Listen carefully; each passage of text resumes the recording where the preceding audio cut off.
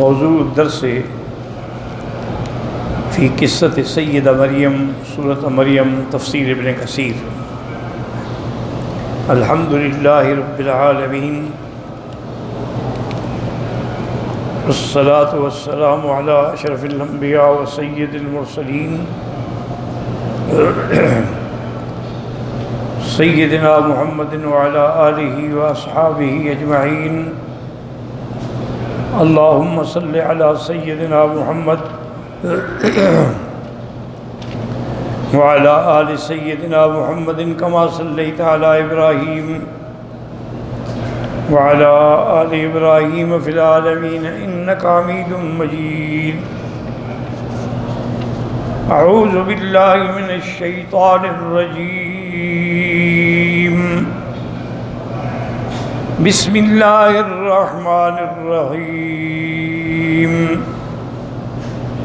فناداها من تحتها ألا تحزني قد جعل ربك تحتك سريا وهزي إليك بجذع النخلة تساقط عليك رطبا جنيا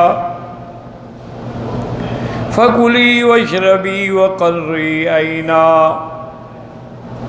فَإِمَّا تَرَيِنَّ مِنَ الْبَشَرِ أَحَدًا فَقُولِي إِنِّي نَذَرْتُ لِلرَّحْمَنِ صَوْمًا فَلَنْ أُكَلِّمَ الْيَوْمَ إِنْسِيًّا۔ قال المؤلف والمفسر رحمه الله تعالى ادام النفع بعلومه وعلومكم في الدارين آمين إلى أن قال قرأ بعضهم من تحتها بمعنى الذي تحتها وقرأ الآخرون من تحتها على أنه حرف جر واختلف المفسرون في المراد بذلك من هو۔ اب مفسر رحمۃ اللہ علیہ فرماتی ہیں بن تحتیا، بعض علماء کہتی ہیں کہ یہاں پہ معنی ہے الذی تحتا، جو اس سے نیچے تھا، اور بعض کہتے ہیں کہ نہیں من حرف جر ہے۔ اب اختلاف یہ ہے کہ وہ کون ہے جس نے پکارا، جس نے آواز دی۔ فقال الاوفی وغیرہ ان ابن عباس وناداها من تحتها جبریل وَلَمْ يَتَكَلَّمْ عِيسَىٰ حَتَّىٰ أَتَتْ بِهِ قَوْمَهَا۔ وہ فرماتے ہیں کہ نیچے سے آواز جبریل نے دی۔ اصل میں جب سیدہ مریم، اب جو راجع قول ہے وہ یہی ہے کہ وہ صدیقہ ہیں، وہ پاک ہیں، وہ طاہرہ ہیں۔ اللہ نے اپنے کمال قدرت کے اظہار کے لیے ان کو بغیر باپ کے بچہ دیا۔ اب اس میں دو فرقے بن گئے۔ ایک یہودی ملعونوں کا فرقہ ہے، انہوں نے تو نعوذ باللہ ثم نعوذ باللہ حضرت عیسیٰ علیہ السلام کو اور آپ کی اماں پہ تہمت لگائی کہ یوسف النجار جو اس مسجد کے اندر خادم تھا وہی رہتا تھا، اور تو وہاں کوئی مرد تھا ہی نہیں، لہذا یہ یوسف النجار کا بیٹا ہے۔ یعنی ان کے نزدیک نعوذ باللہ ثم نعوذ باللہ عیسیٰ علیہ السلام ولد الزنا ہے۔ اور عیسائی اتنا آگے بڑھ گئے، انہوں نے کہا کہ نہیں، کیا کہہ رہے ہو، عیسیٰ علیہ السلام تو خدا کا بیٹا ہے۔ اور بعض نے کہا کہ نہیں، وہ تو خود خدا ہے۔ بعض نے کہا کہ وہ ثالث۔ تو یہ افراط و تفریط میں مبتلا ہو کر دونوں فرقے جو ہیں وہ برباد ہو گئے، ان کے کفر میں کوئی شک نہیں۔ الحمدللہ اہل دین، اہل اسلام، اہل سنت والجماعت اعتدال پہ ہیں۔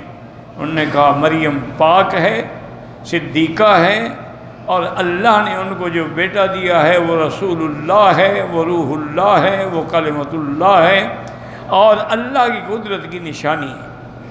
تو اعتدال کا مسلک جو ہے وہ دین اسلام۔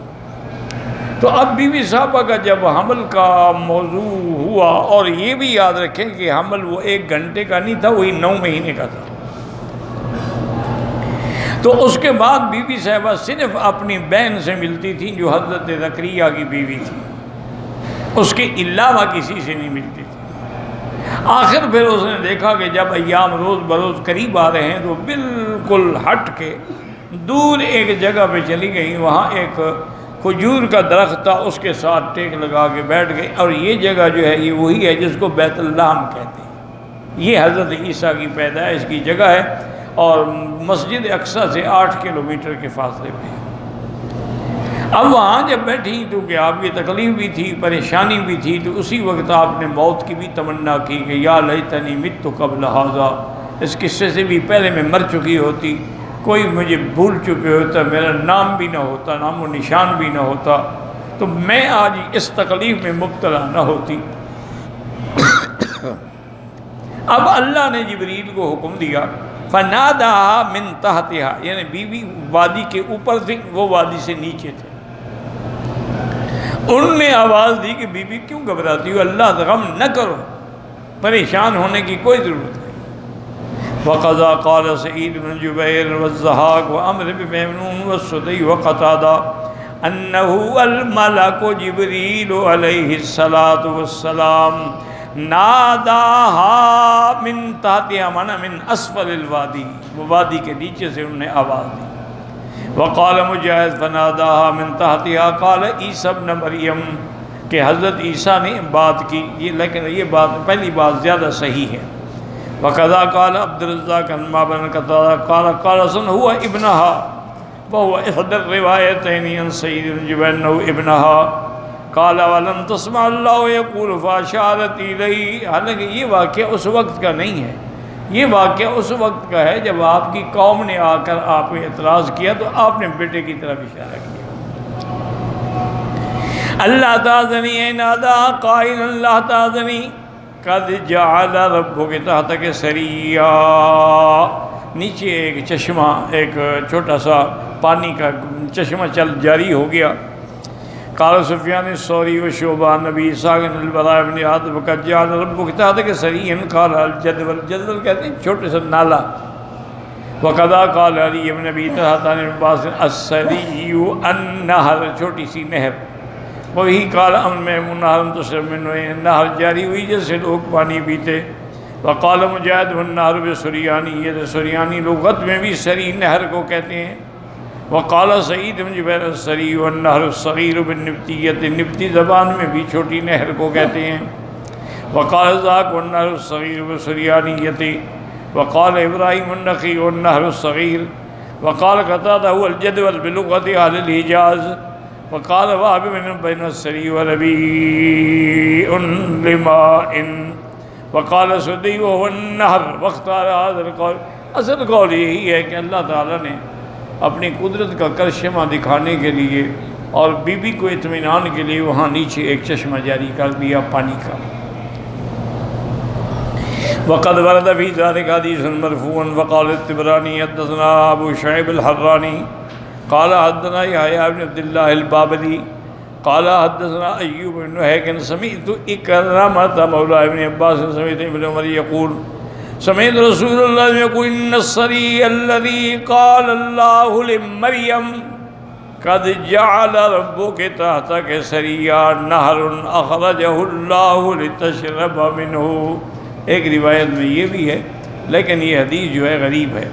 هذا حدیث غریب جدا من هذا الوجه وأيوب هيكن هذا هو الجبلي قال في أبو حاتم الرازي ضعيف وقال أبو زرعة منكر الحديث وقال ابن الفتح الأزدي وتروك الحديث وقال آخر مراد بالسري عيسى عليه السلام وبه قال حسن الربيع بن أنس ومحمد بن عباد بن جعفر وهو إحدى الروايتين وقال عبد الرحمن بن زيد أسلم القول الأول أظهر۔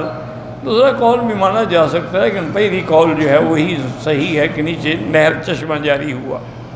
وَلِهَذَا قَالَ بعد پانی کے انتظام کے بعد اب کھانے کا بھی تو چاہیے نا، تو فرمایا وَحُزِّي إِلَيْكِ بِجِذِعِ النَّخْلَةِ، اے وَخُذِي إِلَيْكِ بِجِذِعِ النَّخْلَةِ، یعنی آپ گوشہ پکڑیں کھجور کا، اس کو ہلائیں۔ قیل کانت یابسا، وہ خشک تھی۔ قال وقیل مثمرۃ، نہیں اس پہ پھل تھا۔ قال مجاہد کانت اجوتن، وہ کھجور جو ہے اجوا تھی۔ وقال سوری نبی داؤد فیل اعما کان صرفانہ، صرفانہ نام تھا کھجور کا۔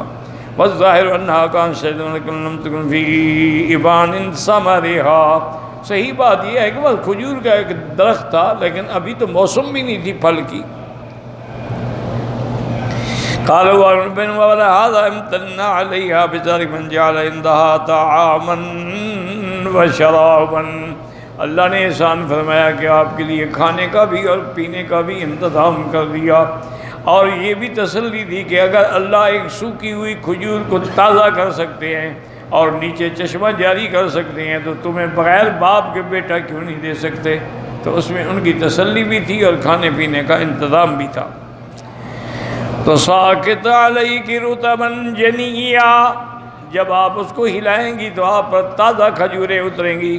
فکلی واشربی وقرری عینا، تو آپ کھجوریں کھائیں، چشمے کا پانی پئیں اور اپنے آنکھوں کو ٹھنڈا کریں۔ اے طیبی نفسن طیبی نفسن، ولہذا قال ما من شیء خیر النفس من تمر الرطب، ثم تلا هذه الآیۃ الکریمہ۔ عمرو بن میمون فرماتے تھے کہ جو عورت حالت نفاس میں ہو، بچہ جننے کے قریب یا بعد میں ہے، اس کے لیے سب سے اچھی غذا جو ہے وہ تازہ کھجور ہے۔ اس سے اچھی غذا اگر اور ہوتی تو اللہ وہ بھی مریم کو دے دیتے۔ تو اس سے انہوں نے استدلال پکڑا ہے کہ عورت کے لیے کھجور جو ہے یہ سب سے، اور ویسے بھی خدا کی شان ہے کہ اللہ نے کھجور کے اندر بڑے بڑے وٹامن رکھے ہیں جو ہر کسی کو مفید ہیں، لیکن عورت کے لیے بہت زیادہ مفید ہے۔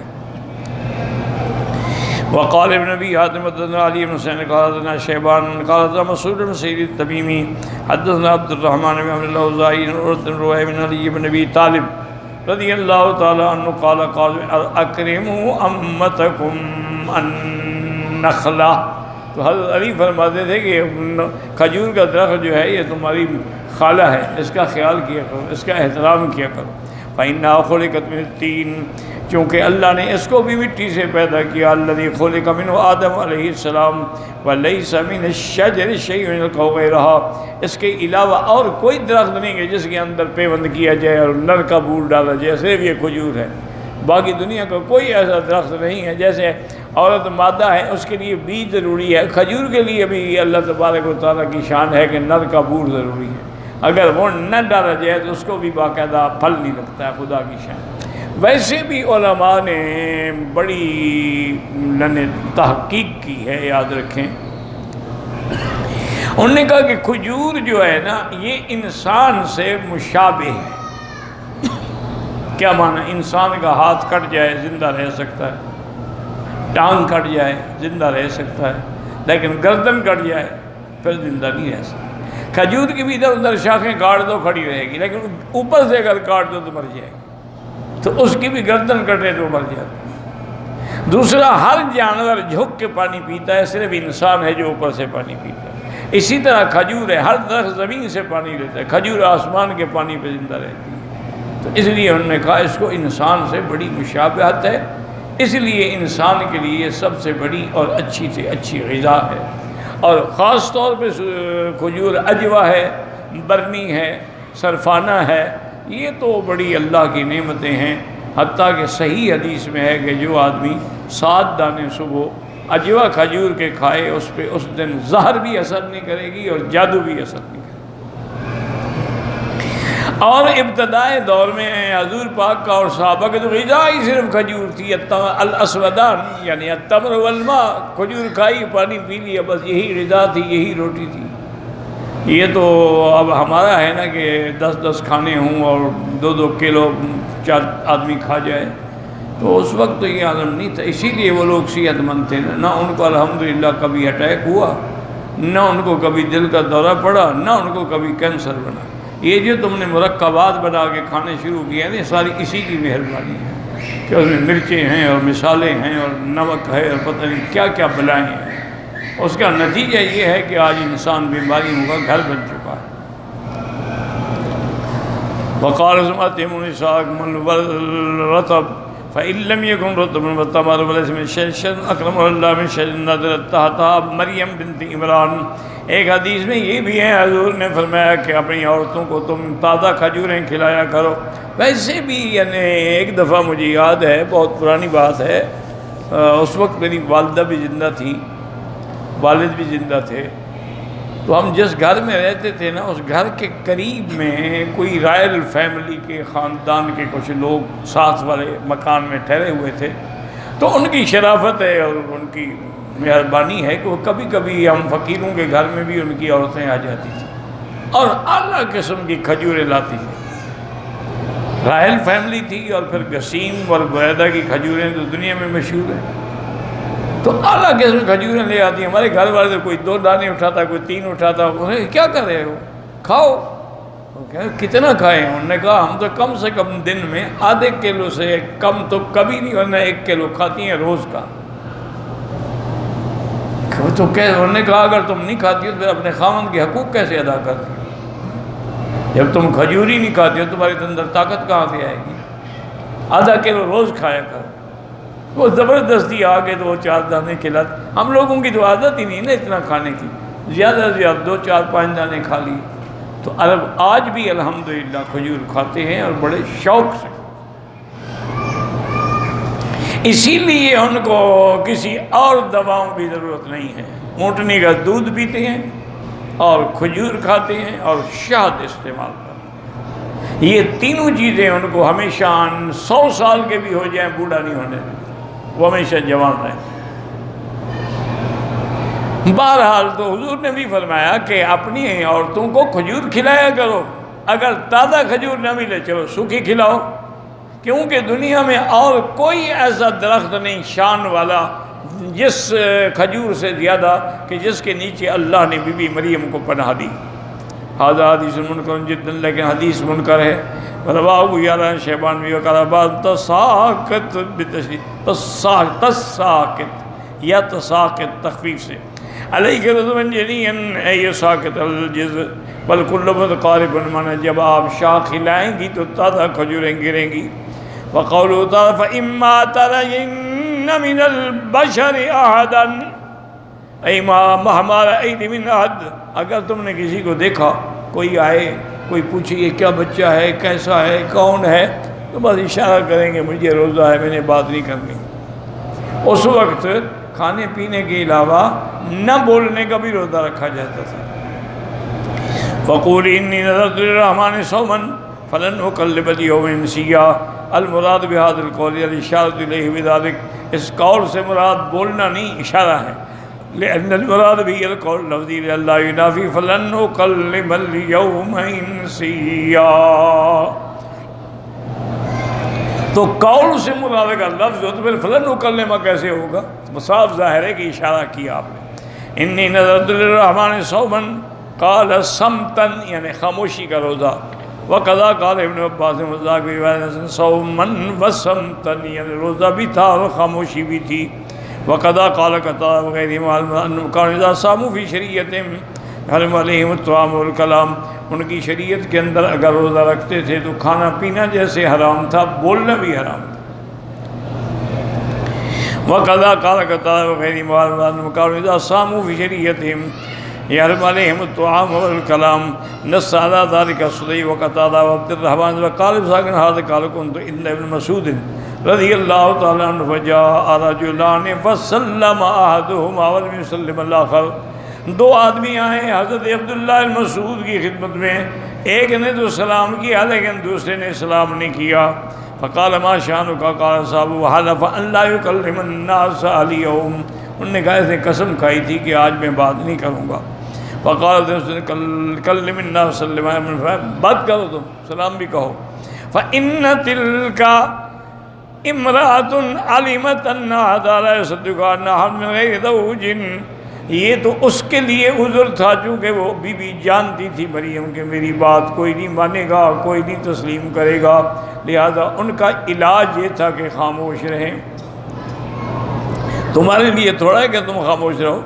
لیکن حضر اللہ اذا سئلت وروایت بیاد رحم اللہ قال ما قال عیسیٰ مریم لا تحزنی، قال کیف لا احزن وانت معی، لا ذات زوجنا مملوکا ای شیء اذی عند الناس، یا لیتنی مت قبل هذا وکنت نسیا منسیا، قال لا عیسیٰ یکفیک الکلام، وہ کہتے ہیں کہ حضرت عیسیٰ علیہ السلام نے کہا کہ اماں کیوں غم کرتی ہو؟ اللہ تعالیٰ نے کہا کیسے غم نہ کرو، نہ تو میرے کسی کی بیوی ہوں، نہ میں کسی کی مملوکہ ہوں، اور یہ بغیر خاوند کے تو پیدا ہو گیا، تو میں کیا جواب دوں گی؟ انہوں نے کہا اماں گھبراتی کیوں ہو، تم جواب نہ دینا، میں جواب دوں گا۔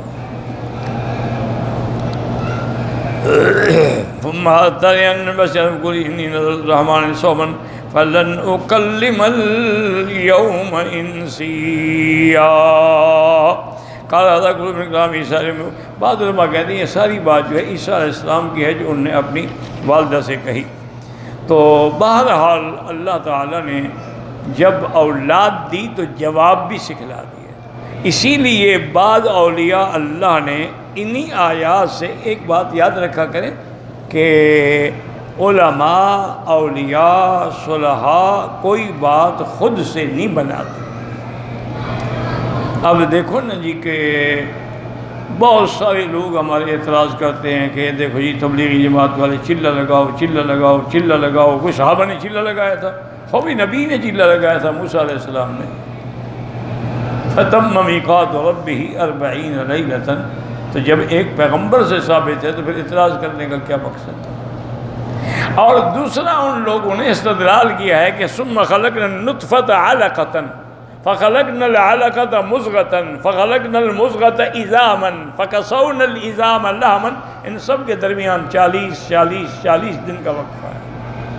تو معنی یہ ہے کہ 40 دن کے بعد نطفہ علقہ بنتا ہے، پھر مضغہ بنتا ہے، تبدیلی آتی ہے۔ تو 40 دن کے اندر کوئی حکمت ہے؟ اللہ ہر پیغمبر کو 40 سال کے بعد نبوت کیوں دیتے ہیں؟ تو معلوم ہوا کہ 40 کے عدد میں حکمت ہے۔ اسی طرح حدیثوں میں ہے کہ جو 40 حدیثیں یاد کر لے، قیامت میں وہ علماء کی صف میں کھڑا ہوگا، تو وہاں بھی 40 حدیثیں ہیں۔ اور جو 40 نمازیں مدینہ پاک میں جماعت کے ساتھ پڑھے گا تو اللہ اس کو نفاق سے بری۔ یہ سب حدیث 40 آخر کیوں ہے؟ اس لیے علماء نے نکالا کہ 40 دن میں تبدیلی آتی ہے، اس لیے وہ لوگوں کو جب گھر سے نکال کے 40 دن کے لیے جماعت میں لگاتے ہیں، ان میں بھی تبدیلی ہے۔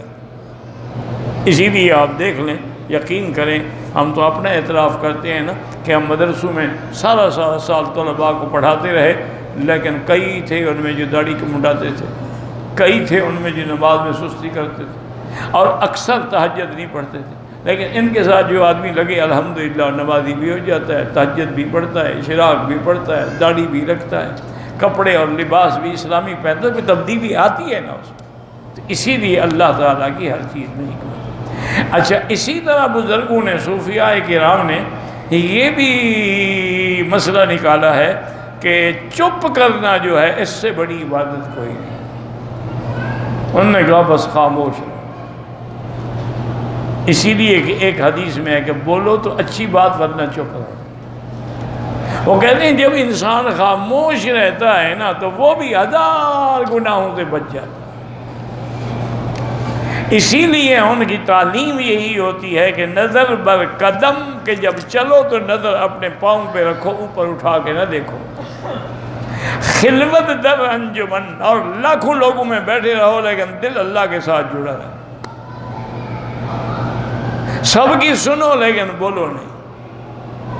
تو جتنا اپنی زبان کی حفاظت کرو گے، اسی لیے ایک صحیح حدیث میں ہے، حضور نے فرمایا من یضمن لی ما بین لحییہا و ما بین فخذیہا، جو آدمی مجھے 2 ہونٹوں کے درمیان میں اور 2 ٹانگوں کے درمیان میں جو فرج ہے اور زبان ہے، اس کی ضمانت دے دے کہ میں غلط استعمال نہیں کروں گا، انا اضمن لہ الجنہ، اس کی جنت کا میں ذمہ دار۔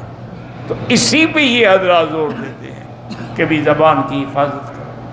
اسی پہ یہ لوگ زور دیتے ہیں کہ اپنے نظروں کو جھکا کے چلو، اگر نظر نیچے ہوگی، نظر دبا کے چلو گے تو کسی غیر محرم پہ نہیں پڑے گی، جب نظر ہی نہیں پڑے گی تو باقی گناہ تو خود بخود نہیں ہوں گے۔ واللہ اعلم۔